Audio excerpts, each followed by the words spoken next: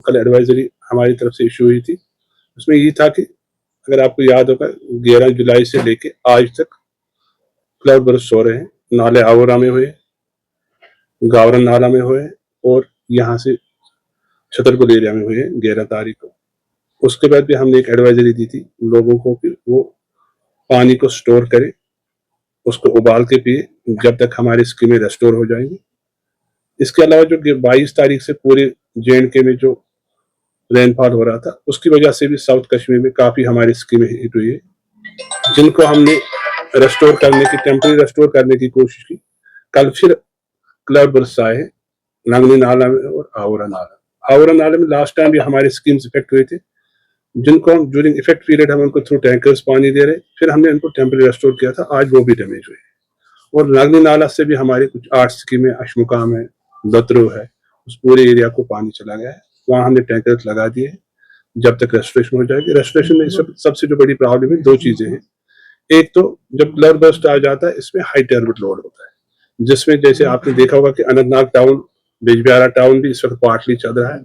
अगर हम continuous supply दे रहे थे, इस वक्त हम कंटिन्यूस सप्लाई नहीं दे पा रहे हैं, क्योंकि द मोमेंट क्लाउड बर्स्ट आए उसमें हाई सिल्ट लोड था। हमने पूरे प्लांट्स और सर्विसेज को शट डाउन किया है, और जहां जो भी हमारे रॉ वाटर मेन्स है उनको हमने वॉश आउट्स ओपन किए, ताकि जो उनमें जो गंदला पानी आया उसको साफ कर रहे हैं। इस वक्त नाले में ये पोजिशन में खुद भी गया था लगनपुर, वहां मैंने देखा कि टर्बिडिटी इस वक्त कम हो रही है। शाम तक जो इफेक्ट एरिया जो पार्शली चल रहे हैं उनको हम रेस्टोर करने की कोशिश करेंगे। अलबत्ता जो क्लाउड बर्स्ट एरिया है वहां हमारे हेडवर्क्स वॉश अप हुए, वाटर लेवल रिसीट होने के बाद हम कोशिश करेंगे कि जो हमारी पाइपलाइन बह गई है उस पाइपलाइन को पहले हम देख लेंगे कहाँ है, उसको रेस्टोर करेंगे, तो फिर उस इफेक्टेड एरियाज को पानी रेस्टोर हो जाएगा। फिलहाल हमने उन एरियाज में भी जो हमारे अपने टैंकर से एज पर डैमेज हमने वहां, जैसे कि गावरन में हुआ है, नाले आवरा में, लंगनी नाला में हुआ, ये जैसे लंगनी नाला में हुआ है, आवरा में, उसका फुटफॉल जो पानी का अल्टीमेटली उसका पानी आ जाता है लेदर में। लेदर जो है 70% जो स्कीम्स हमारे वो सोर्स है लेदर नाला एट डिफरेंट लोकेशन। इसीलिए हमने उन टेम्पररी उन स्कीम्स को जहां हमें खतरा था कि टर्बिडिटी से हमारा इफेक्ट एरिया हो जाएगा, हमने उनको शट डाउन किया है। द मोमेंट टर्बिडिटी नाले में कम हो जाएगी, उनको हम फिर चार्ज करेंगे, उन प्लांट्स को भी और सर्विस रिजर्वायर्स को।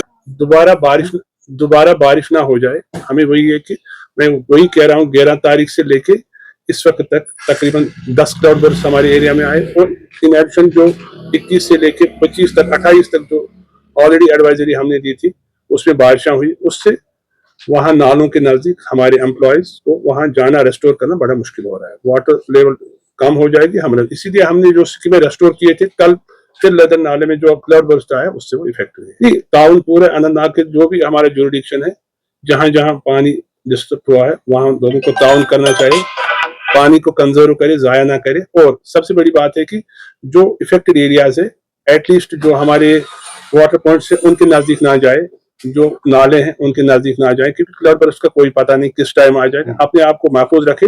हम पानी दे रहे हैं क्योंकि फ्लड कंट्रोल में ऐसी हूँ, मैं फ्लड कंट्रोल को भी देख रहा हूँ, इरिगेशन को भी देख रहा हूँ। बेटर है कि जो भी वाटर बॉडीज है उनके नजदीक ना जाए, क्योंकि क्या है, जो ही फ्लड्स आ जाते हैं फिर लोग जाते हैं ये नहीं चाहते हैं कि हम डिस्ट्रक्शन देखेंगे, ये देखते हैं कि वहां से क्या हुआ, कैसे हुआ, वहां वीडियो शॉर्ट्स बनाते हैं, रील्स बनाते हैं। इस क्लाउड बर्स्ट का कोई पता नहीं कब आ जाएगा नाले में। इंसानी जान बड़ी यह है कीमती, अपने आप को बचा के रखे। बाकी डिपार्टमेंट गवर्नमेंट लगा है, जहां भी डैमेज हो वो असेसमेंट कर रहे हैं। और जो जल शक्ति का है, हमें पानी पिलाना है, हम टैंकर्स के थ्रू पिलाएंगे, और वेरी एज सुन एज हमारी वाटर लेवल कम हो जाएगी, टर्बिडिटी कम हो जाएगी, हम फिर पानी रेस्टोर करेंगे।